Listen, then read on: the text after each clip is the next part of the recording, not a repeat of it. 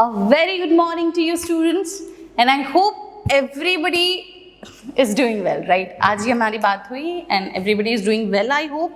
कुछ लोग बहुत शांत थे as usual. So guys please आने की कोशिश करो, इंटरेक्ट करने की कोशिश करो. बहुत दिन नहीं बचे, फिर अपन फेस टू फेस तो करना ही है, राइट? सो अब हमने लास्ट क्लास में क्या पढ़ा था? We studied about generalised topics like हम लोगों ने देखा था कि लिविंग लिविंग क्यों है, नॉन लिविंग क्यों है. और जब हम लोग लिविंग और नॉन लिविंग का डिफरेंशिएशन करते हैं तो we have this very important characteristics, the universal characteristics, जिसके बेसिस पे हम लोग ये डिफरेंशिएट करेंगे.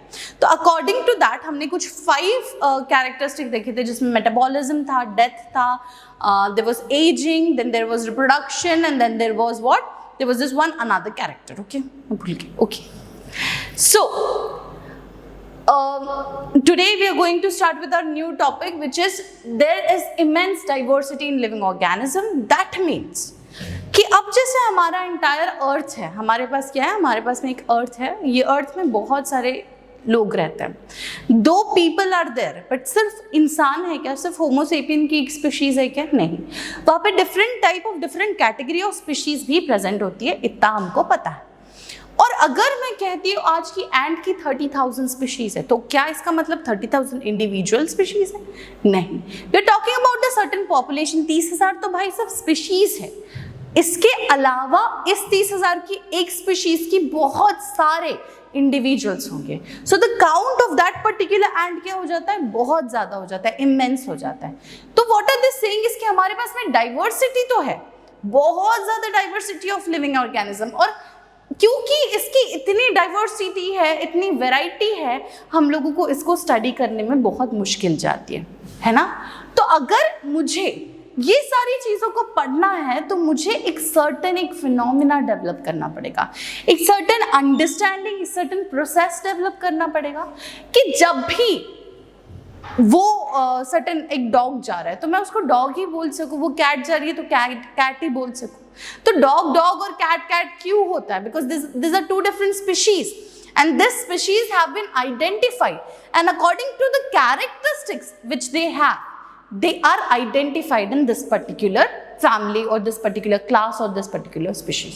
समझ में आपको? तो वो ये कह रहे हैं कि हमारे पास में डाइवर्सिटी, वैरायटी बहुत ज़्यादा है, और क्योंकि ये वैरायटी बहुत ज़्यादा है, इनको स्टडी करना बहुत मुश्किल है. और क्योंकि इनको स्टडी करना बहुत मुश्किल है, तो अगर हम इनकी पढ़ाई करना चाहते हैं तो हमारे पास एक सर्टेन डेटा होना चाहिए, और वो डेटा बनाने के लिए हमारे पास एक प्रोसेस होना चाहिए, और वो process is nothing but taxonomy. Taxonomy is that particular, what I am saying, taxonomy is that particular method by which I'll identify a certain somebody, a certain species. अब ये आइडेंटिफिकेशन के लिए हमको कुछ कैरेक्टर्स लगेंगे. जैसे अगर मैं लिविंग और नॉन लिविंग है ये कह रही थी, तो उसके लिए हमने 5 ऐसे स्पेसिफिक कैरेक्टर पढ़े थे. सिमिलरली अगर मुझे कोई भी चीज़, कोई भी नॉन लिविंग, कोई भी लिविंग को आइडेंटिफाई करना होगा, तो मैं उसको क्या बोलूँगी? मैं उसके कैरेक्टरिस्टिक्स पढ़ूंगी. और ये कैरेक्टरिस्टिक्स पढ़ने के लिए पहले तो कैरेक्टरिस्टिक्स बनाने पड़ेंगे. तो तुम देख रहे हो कि एक के बाद एक सिस्टमैटिक स्टडी होनी चाहिए.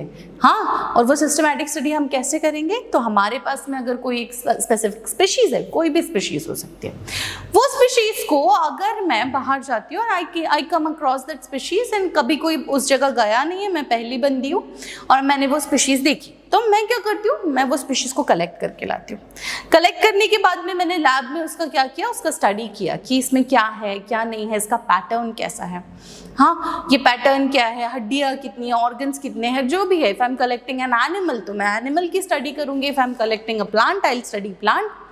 और उसके according I study different characters, I make different characters कि ये वाले जो प्लांट है ना, इनकी वेन्स ऐसी होती है, इनके पास जो भी अपना क्या कहते हैं फ्लोएम और जाइलम होगा, जो भी वेस्कुलर टिश्यूज होगी वो कुछ इस तरीके की होगी, इनके पास जो भी एजिंग पैटर्न है वो कुछ ऐसा है, जो बंडल्स है ऐसे है, सीव ट्यूब्स ऐसे है.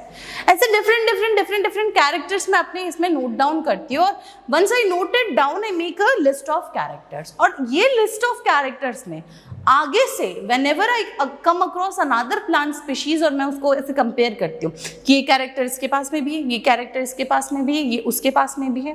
और जब मुझे लगता है कि ये और वो कि कैरेक्टर्स तो मैच कर रहे हैं, बस जो रेसिम्बलेंस है, दैट मीन्स जो मॉर्फोलॉजी है, जो बॉडी का टाइप है वो अलग है। तो क्या मैं कह सकती हूँ दिस आर क्लोज फैमिली, कह सकती हूँ yes, this belongs to one family, though different species. Can I say that? Yes, I can say that. So in order to understand the interrelation between a living and non-living or two living being, हमको एक systematic study करनी पड़ेगी, और ये systematic study के हम लोग characters पढ़ेंगे, और कैरेक्टर्स के बेसिस पे हम लोग उसको अलग फैमिली में अलग नाम, ये सब कुछ हम लोग उसको देंगे। इतना आपको समझ में आ गया? ठीक है। अब दूसरी चीज कि जब हम लोग ये कैरेक्टर्स पढ़ रहे हैं, उस कैरेक्टर्स के साथ साथ मैं ये भी पढ़ूंगी कि उसमें और क्या चीज है। Okay, so if I come across a certain what I can say a certain जड़ी बूटी, है ना, कोई एक हर्ब मुझे मिल जाता है, और वो हर्ब को मुझे पढ़ना है, मुझे उसका बेनिफिट देखना है, ये सारी चीज़ें, बट वो हर्ब अभी तक के कभी आइडेंटिफाई नहीं हुआ। तो मैंने क्या किया, for the first time I am the scientist जिसने वो हर्ब को सबसे पहले लिया। I saw it, I took it to my lab में मैंने उसका टेस्टिंग किया, उस पर और बहुत सारे एक्सपेरिमेंट्स परफॉर्म किए, and once I am done with all of it, I have certain character. वो कैरेक्टर में तो ये तो है ही है कि उसकी मॉर्फोलॉजी कैसी है, उसका वेन पैटर्न कैसा है, उसका वैस्कुलर बंडल्स कैसा है, ये सारी चीज़ें उसमें है, पर उसी के साथ साथ उसमें कौन से केमिकल प्रेजेंट होंगे। ओके, अल्कलॉइड्स आपने केमिस्ट्री में ये you might have come across this alkaloid, flavonoids, ये सारी चीज़ें जो टर्मिनोलॉजीज होती है, नहीं पढ़ा तो अभी पढ़ लोगे। तो ये मैं देखती हूँ, और ये देखने के बाद I get a certain data morphological, उसका नाम ये तो है ही है, उसी के साथ साथ उसकी इंफॉर्मेशन है, इंफॉर्मेशन अबाउट कि उसमें क्या होगा क्या नहीं होगा, हाउ विल इट बेनिफिट मी और सम अदर स्पीशीज, ये सारी चीज़ें। और ये सारी चीज़ें जैसे ही मुझे डेटा मिल जाता है, मैं उसको अपलोड कर देती हूँ इन सर्टेन ऑनलाइन जर्नल और वेयर एवर, और ये जो डेटा है ये ऑनलाइन चले गया। अब जैसे मैंने आपको बताया था कि ऑनलाइन जाने के बाद में अब समझ लो कि वो जो जड़ी बूटी मुझे मिली है वो कैंसर को क्योर कर सकती है, और कैंसर को क्योर कर रही है वो, तो फिर यार बहुत सारे लोग बेनिफिट होंगे। तो से कि कोई तो एक साइंटिस्ट था, उसने ये जड़ी बूटी ढूंढी, उसने स्टडी किया, उसका बेनिफिट्स उसने ऑनलाइन अपलोड कर लिया। Me being another research fellow, मैं क्या करती हूँ, सर्च करती हूँ, और सर्च करते करते आई कम अक्रॉस कि ये एक नई स्पीशीज़ है जो अभी अभी अपने को पता चली है, और इसका ऐसा ऐसा वो बोल रहे हैं। तो मैं क्या करूँगी, मैं उनको मेल करूँगी, वो जो भी साइंटिस्ट, जो डिस्कवरी वाले साइंटिस्ट हैं, उनको मेल करती हूँ और उनसे कहती हूँ कि see someone related to me, कोई तो ऐसा है जिनको कैंसर है, so I need your help, I need that herb, ताकि मैं भी उसका जो भी यूज़ है उन पे कर सकती हूँ, ताकि अगर उनके पास एक ही साल है तो मैं उनको एटलीस्ट 5 साल दे सकती हूँ जीने के लिए, right. So I do that and everything, and फिर क्या हो गया, सक्सेस हो गई, वो जड़ी बूटी ने उनकी जान बचा दी। तो अब वो मानी जाएगी ना कि वो कैंसर को क्योर करने वाली एक सर्टेन स्पेसिफिक मेडिसिन है, मानी जाएगी, है ना। तो अब जब ऐसा कुछ मैं डिस्कवर करूँगी, या ऐसा कुछ कि हम लोग सिस्टमैटिक स्टडी करते हैं, तो वो डेटा बहुत ज़्यादा इम्पॉर्टेंट हो जाता है, not just for this scientific purpose, not just कि because I am a botanist तो मुझे प्लांट की स्टडी करना है, तो मुझे एक नया प्लांट मिल गया तो I am happy, no, but for industrial and agriculture purpose as well. समझा आपको? तो हमारे पास में खेती बाड़ी करने वाले लोग हैं, हमारे पास में इंडस्ट्रीज़ वाले लोग हैं, देयर आर फार्मास्यूटिकल्स इंडस्ट्रीज जो मेडिसिन बनाते हैं, तो इन सब के लिए ये वाली चीज़ फिर बहुत यूजफुल होगी।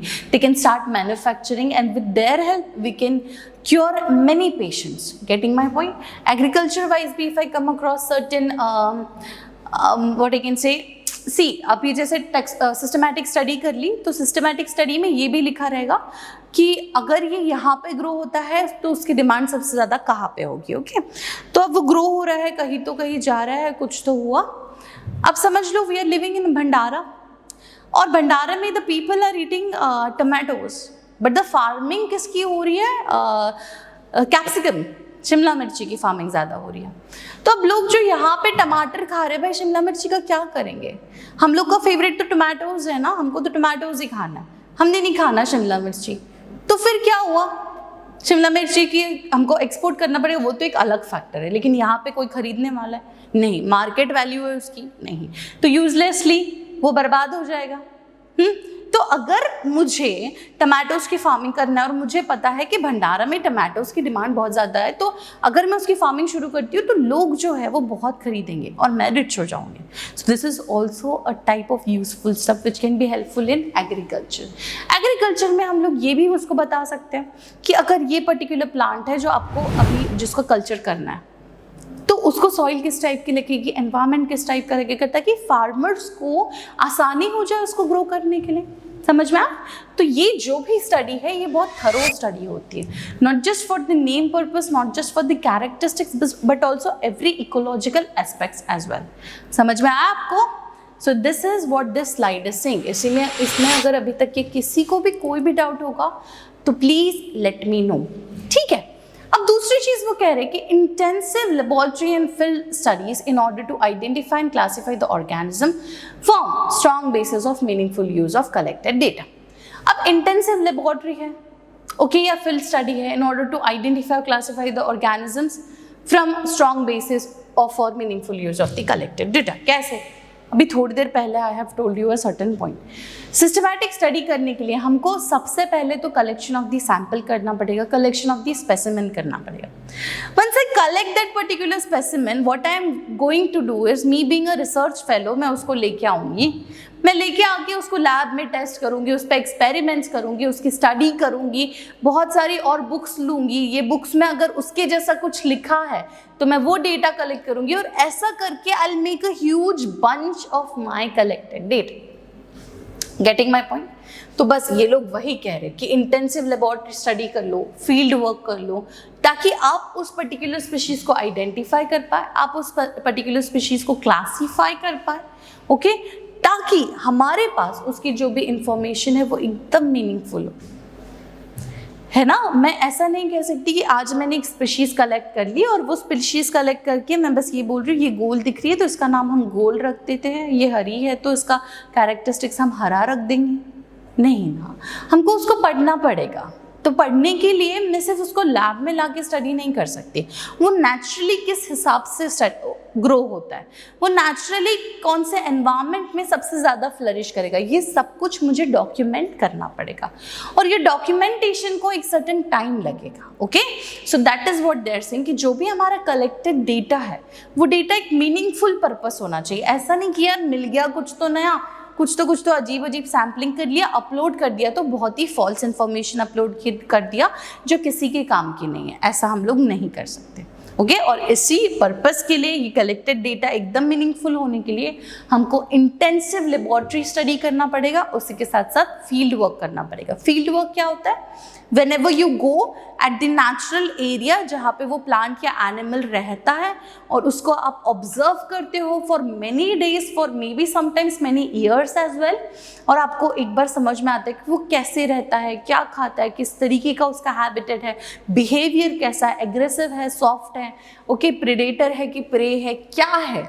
ये सारी चीज़ें आपको जब पता चलेगी तो आप उसका एक प्रॉपर मीनिंगफुल डेटा बना सकते हो. इतना समझ में आया? आगे बढ़ो. Everybody is okay with that, right? अब if we need to study this diversity, certain aids called taxonomic aids can be used. अभी क्या हो गया? डेटा कलेक्ट कर लिया, इंफॉर्मेशन कलेक्ट कर दिया, अभी हमारे पास में सब कुछ है. पर ये सब कुछ होने के बाद अब हम लोगों को लोगों तक उस चीज़ को पहुंचाना है ना. Not everybody goes and read scientific journal everyday. हम पढ़ते हैं क्या? आप पढ़ते हो क्या? नहीं. आज रोज डिस्कवरीज होती है of new species, of new animal, of new plant, of new organism. लेकिन क्या हम रोज वो जर्नल्स में देख रहे कि आज किसकी डिस्कवरी हुई, कल किसकी डिस्कवरी हुई, परसों किसकी हुई थी? कभी नहीं. तो उस पर्पस के लिए हमारे पास में सर्टेन एड्स हैं और ये एड्स ये सारी चीज़ों को कॉमन पीपल तक के लेके जाएगा. अभी एक बच्चा बॉर्न हुआ है और वो बच्चा बॉर्न होने के बाद में क्या उसको पहले से पता रहता है कि भाई डायनासोर्स थे इस धरती पे? नहीं.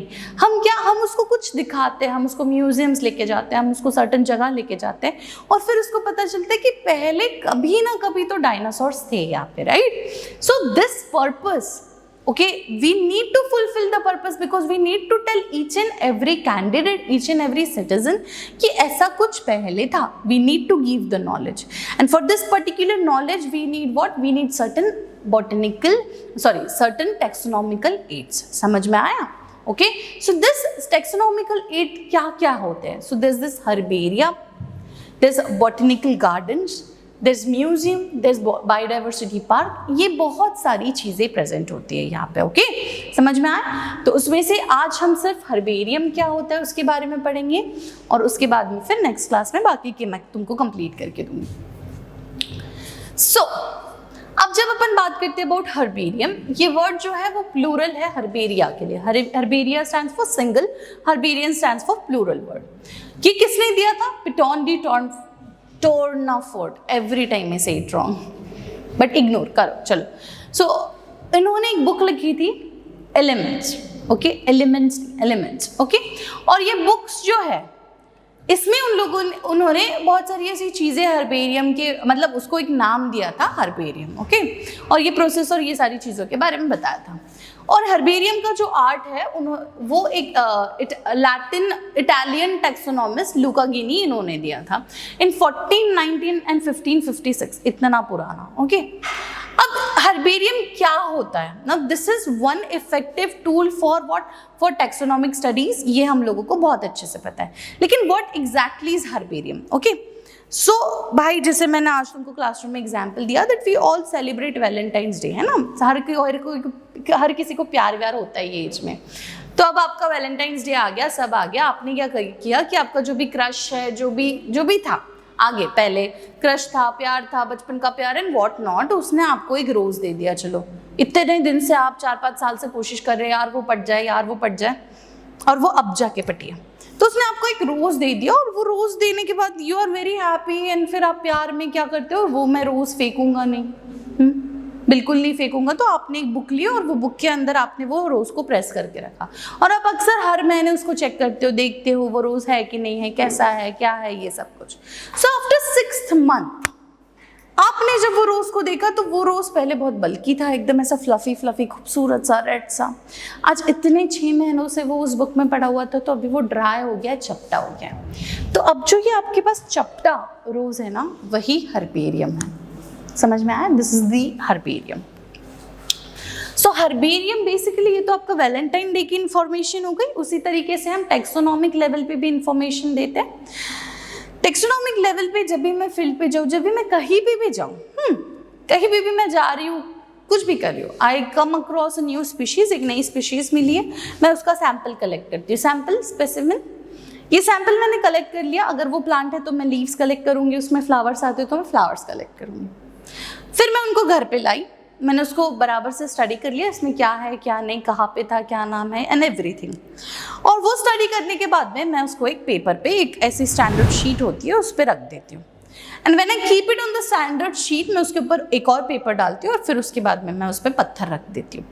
अब ये पत्थर मैं कुछ 1 हफ्ते के लिए रखूँगी। 1 हफ्ते बाद में जैसे ही मेरा सैंपल चेक करती हूँ तो वो सैंपल पूरा फ्लैट हो गया है, एकदम सूख गया और फ्लैट हो गया। Now this is the process how you make herbarium, ठीक है? अब जैसे ही आपका ये सैंपल एकदम रेडी हो जाता है, फ्लैट हो जाता है, सूख जाता है, तो आप इसको क्या करते हो, जो आपकी स्टैंडर्ड शीट थी वहीं पे उसको लैमिनेट कर देते हो, उसको माउंटिंग कहते हैं।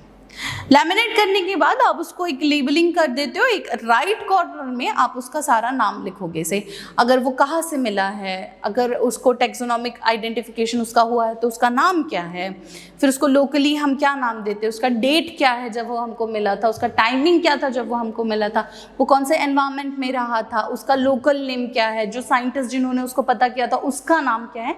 ये सब कुछ आपको वो लेबलिंग बॉक्स में साइड में ऐसा दिखेगा कि कौन सा एनवायरनमेंट में था, क्या था, कैसे था। ओके, अब वो लेबलिंग बॉक्स में जैसे ही आपको इधर दिखता है, आप उसको पूरा लैमिनेट कर देते हो, पूरा हो गया खत्म। This is what is herbarium. Herbarium, herb का मतलब इज प्लांट। तो प्लांट के आप क्या बनाते हो, ड्राइड सैंपल बनाते हो, और ये ड्राइड सैंपल्स हम हमेशा के लिए प्रिजर्व करते हैं। आज भी आप कई जगह जाओ, even if you go to museums, कई बार आप ना ऐसे कांच के इसमें आप एक छोटी छोटी शीट्स देखते हो, और वो शीट्स में ऐसे लीव्स या कुछ लगा हुआ रहता है, प्लांट्स के बारे में मैं बोल रही हूँ। और नीचे से राइट कॉर्नर में उसके आप देख सकते हो कि वहाँ पे नाम और डेट और ये सारी चीज़ें उसमें दी होगी। So this is what is herbarium.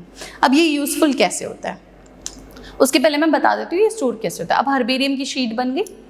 अब वो शीट के हिसाब से अगर ये सैंपल है, हम लोगों ने अभी अभी पता किया, टैक्सोनॉमिक आइडेंटिफिकेशन मिल गया, सब कुछ हो गया, अब मैंने उसका हर्बेरियम बना लिया, अब ये हर्बेरियम को मुझे स्टोर करना पड़ेगा। तो ये एक ऐसे लाइब्रेरी की तरीके का होता है, बहुत सारे अलमीराज होते हैं और ये अलमीरा में ये हर्बेरियम की शीट्स जो है बहुत प्रॉपर्ली रखी जाती है। पर क्या इसको रैंडम रखते हैं? नहीं। अगर वो समझ लो वो जो भी मेरा प्लांट था, जो कुछ भी था, उसका कैरेक्टरिस्टिक्स मोनोकॉट था, वो belongs to a family Malvaceae, तो वहाँ पे डिफरेंट फैमिलीज रखी हुई रहेगी और वो फैमिलीज में से मालवेसी फैमिली कहाँ रखी है, वहाँ पे ये मैं हर्बेरियम डाल देती हूँ। और ये हर्बेरियम डालने के बाद अब समझ लो कोई तो एक बंदा है, बंदी है, जो भी है, उसने वो पढ़ लिया कि ये ऐसा ऐसा प्लांट है, I want to see exactly वो कैसे दिखता है, क्योंकि I can't go on the field and study. तो वो बंदी क्या करती है, आती है, she takes the permission, she goes to the almirah and she checks कि अच्छा मालवेसी फैमिली, तो मालवेसी के 60 सैंपल्स हैं, तो 60 सैंपल में से एक निकाल लिया और देख लिया कि हाँ चलो ये वाला था मेरा। तब को समझ में, this is how it is kept. It is similar like the library जब आप जाते हो तो लाइब्रेरी में आप डिफरेंट बुक शेल्फ्स देखते हो, आप ऐसे देख रहे हो कि सारी की सारी बुक्स ऐसी रखी है, नहीं, सेक्शन वाइज रखी जाती। कंप्यूटर की बुक एक जगह होगी, बायोलॉजी की बुक एक जगह होगी, मैथमेटिक्स की अलग होगी, ज्योग्राफी का सेक्शन होगा। सिमिलरली हर्बेरियम भी ऐसे ही सेक्शन वाइज डिवाइडेड होता है, मालवेसी फैमिली इधर, दूसरी फैमिली इधर, तीसरी फैमिली इधर, okay, and that is how we go. And फिर अगर अपने को सैंपल स्टडी करना है तो हम उसको निकालते हैं। तो ये एक चीज हो गई, ओके। तो आप लोगों को समझ में आ गया कि whenever you talk about herbarium it is nothing but a dried sample. और ये ड्राइड सैंपल को कैसे बनाते हैं, तो उसके 3 प्रोसेस है। फर्स्ट इज प्रेस्ड, जो मैंने ईट डाल के जो आपको बताया, फिर उसको माउंटिंग करना है, ट्रीटेड लैमिनेट वगैरह माउंटिंग कर लिए, उसको बराबर से रख दिए, एकदम स्टैंडर्ड शीट पे उसको रख के एकदम प्रिजर्व कर दिए, okay. So this is how the herbarium is. अब ये हर्बेरियम हेल्प कैसे करता है, that is what we will be seeing ना। तो अब हमारे पास में different type of herbarium, same example ले लेते हैं। कोई एक सर्टेन प्लांट है जो मुझे कोई एक सर्टेन डिसीज के लिए बेनिफिट कर सकता है, तो मैं ये प्लांट कैसे दिखता है, ये प्लांट कहाँ मिलेगा, ये सब कुछ अगर मुझे स्टडी करना है तो आई गो एंड आई सी कि वो हर्बेरियम में क्या क्या इन्फॉर्मेशन लिखी है। तो कॉमन पीपल तक के अगर हम लोग कोई हर्बेरियम म्यूजियम या कोई भी म्यूजियम अगर विजिट कर रहे हो, वहाँ पे हर्बेरियम है या हर्बेरियम के कोई लाइब्रेरी में जा रहे हैं, तो वहाँ पे हम लोग देख सकते हैं अच्छा ये प्लांट ऐसे दिखता है, इसका जो भी बेनिफिट है वो ये है।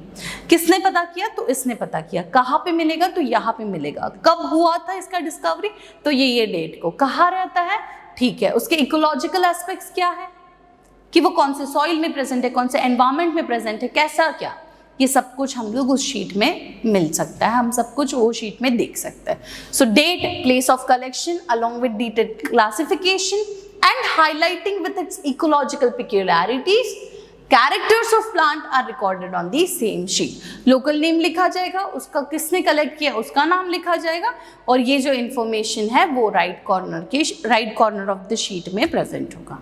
समझ गया आपको? This is how herbarium is. If you want to see, जल्दी से गूगल करो, you can properly see herbarium की बहुत सारी sheet. Hopefully one day I will give you an assignment to create a herbarium sheet, okay. मजा आएगा अपने को। So I hope everybody understood the lecture, everybody enjoyed the lecture as well. किसी को भी कोई भी डाउट होगा तो प्लीज मुझे बताओ, प्लीज आस्क मी, मैसेज में, whatever it is, okay, anytime I will be here to help you out. Thank you so much guys and please take care.